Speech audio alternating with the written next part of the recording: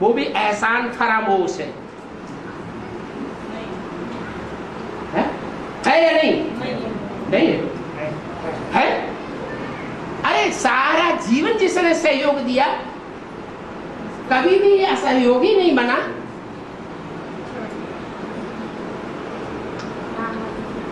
तो उसको सपोर्ट न करना और दूसरों को सपोर्ट करना,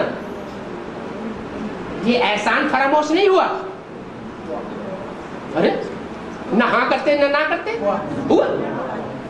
इसलिए शंकर की सबसे प्यारी नगरी दिल्ली नहीं है, क्या? काशी ही है जो शंकर की सबसे प्यारी नगरी है।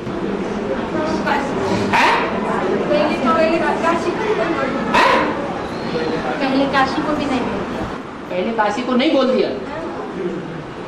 टैप रिकॉर्ड में भरा जा रहा है, क्यों बोलते हो ऐसे?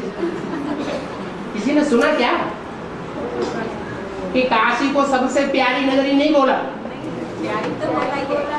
प्यारी है तो अच्छी है ना, है? दिल के अंदर है। दिल के ऊपर सवार होना अच्छा है या सर के ऊपर सवार होना अच्छा है या गोद में बैठकर सवार होना अच्छा है? हाँ, दिल के आसन पर बैठना सबसे अच्छा है। हाँ, हर आदमी के जीवन में ये प्रसंग आता है तो हर आदमी ऐसा कह सकता है ना, हैं? शिव भी फरामोश है। क्या बोल रहे? क्या बोला माता जी ने? हर आदमी के जीवन में ऐसा प्रसंग आता है कि नहीं? क्या?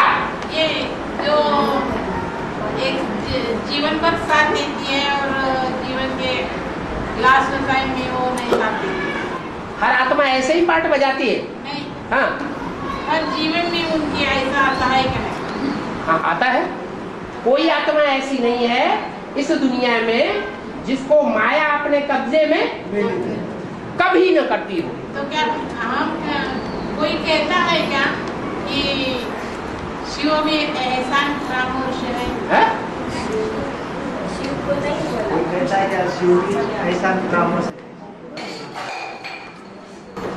मैंने ये कहा कि कोई व्यक्ति सारा जीवन आज से लेकर के अंत तक सहयोगी बन करके रहता है, तन से, मन से, धन से, समय से, संपर्क से, संबंधियों से देता है सहयोग, लेने की इच्छा नहीं करता है, तो एहसान मानना चाहिए कि नहीं उसका?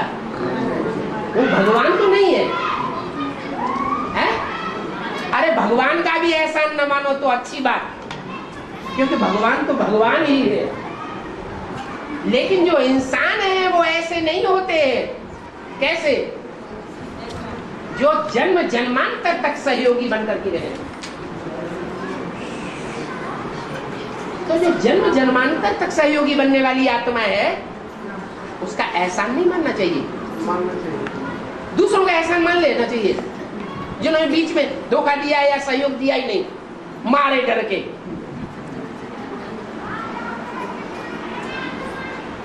और तो बाबा वो बात रह गई कि सब में अव्वल नंबर राम वाली आत्मा है, ऐसा ठीक है? सब बातों में अव्वल नंबर बार बार मत रिपीट करो। एक बार बात साबित हो गई कि सब बातों में अव्वल नंबर राम वाली आत्मा नहीं है। हाँ, नहीं है। सुख भोगने में राम वाली आत्मा अव्वल नंबर नहीं है। उससे भी ज्यादा अव्वल नंबर लक्ष्मी वाली आत्मा।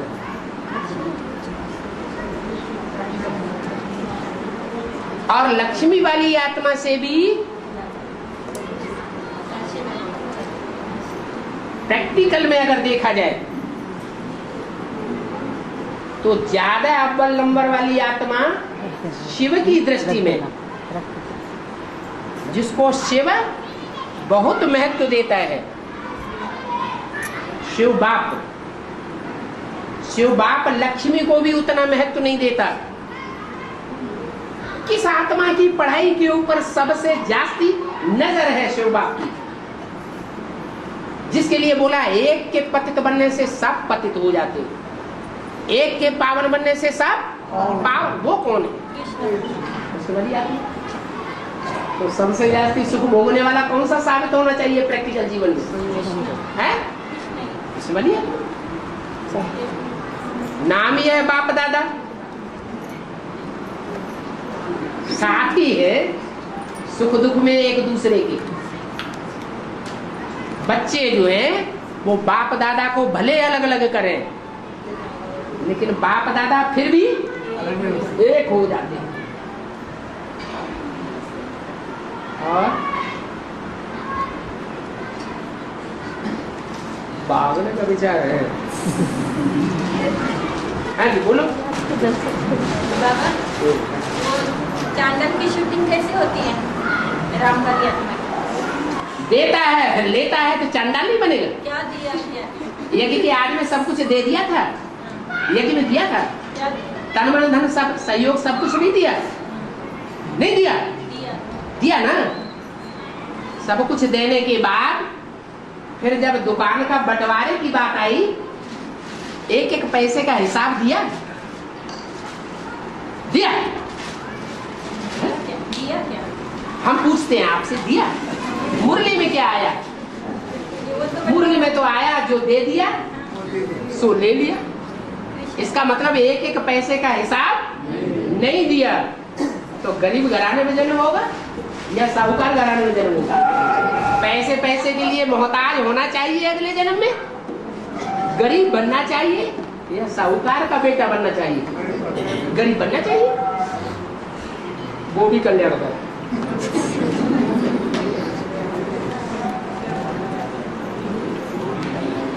बाबा, हाँ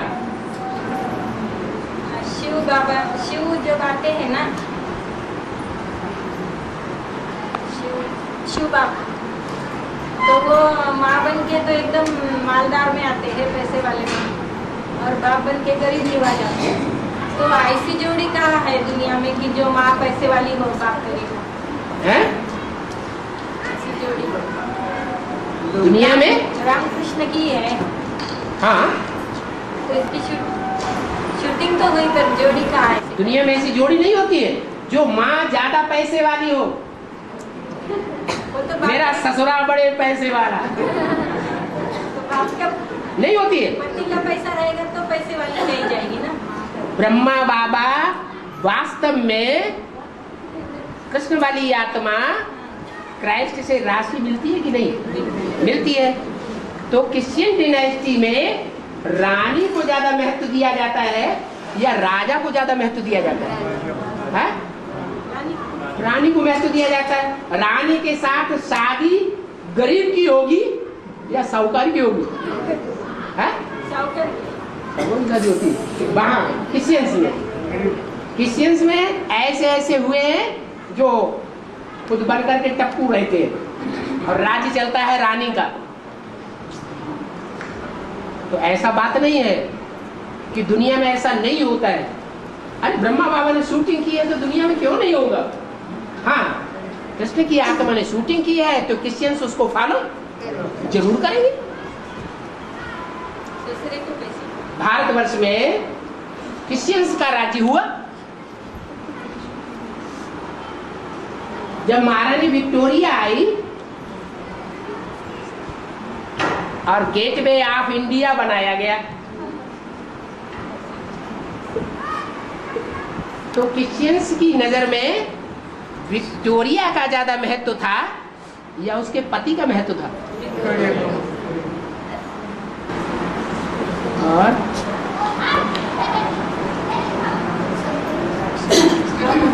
हाँ, राम वाली आत्मा ने शरीर छोड़ा 42 में। हाँ, राम वाली आत्मा ने शरीर छोड़ा, माताओं ने भी शरीर छोड़ा, लेकिन जितना धन ब्रह्मा बाबा के पास था उतना ही राम वाली आत्मा के पास था। जितना धन अंत में जितना धन ब्रह्मा बाबा के पास था उतना धन ही राम वाली आत्मा के पास। ये आप कैसे साबित करेंगे? ब्रह्मा बाबा शुरुआत से ही हीरों के बड़े व्यापारी रहे लंबे समय तक। और उनका जो भागीदार था, बहनोई था, वो छोटी सी दुकान धर के बैठा हुआ था।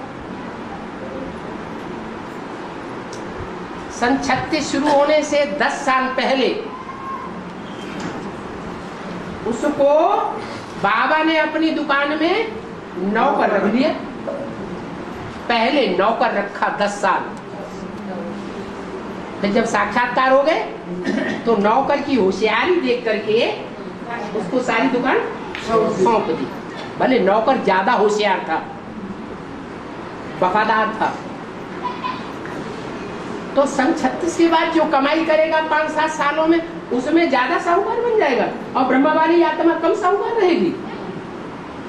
है? आपका गणित क्या कहता है?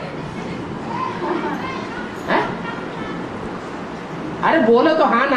हाँ बाबा, लेकिन वो व्यक्ति इतना ईमानदार था तो फिर पैसा वापस थोड़ी यज्ञ से ले सकता है ना। उनको तो कोई अपना बच्चा नहीं था तो उन्होंने यज्ञ में तो जमा कर दिया होगा ना। अरे तुमको पता है कि यह पैसा यज्ञ को उनका कोई बच्चा था या नहीं था? मुरली बोला है ऐसा? कोई मुरली में बोला है कि भागीदार को कोई बच्चा नहीं था? अटकलें क्यों लगाना? अनुमान से नुकसान होता है आत्मा का। बाबा, लेकिन वो ब्रह्मा बाबा की बड़ी लड़की जो थी उनको उन्होंने बोला है ना, गोद लिया था। हाँ, उनको कोई अपनी संतान नहीं तो उन्होंने गोद लिया। ऐसे ब्रह्मा बाबा की बड़ी लड़की को उन्होंने गोद लिया था, तो गोद लेने से क्या ये साबित हो जाता है कि वो ज्यादा साहूकार था? गरीब आदमी गोद नहीं ले सकता है। इसलिए ये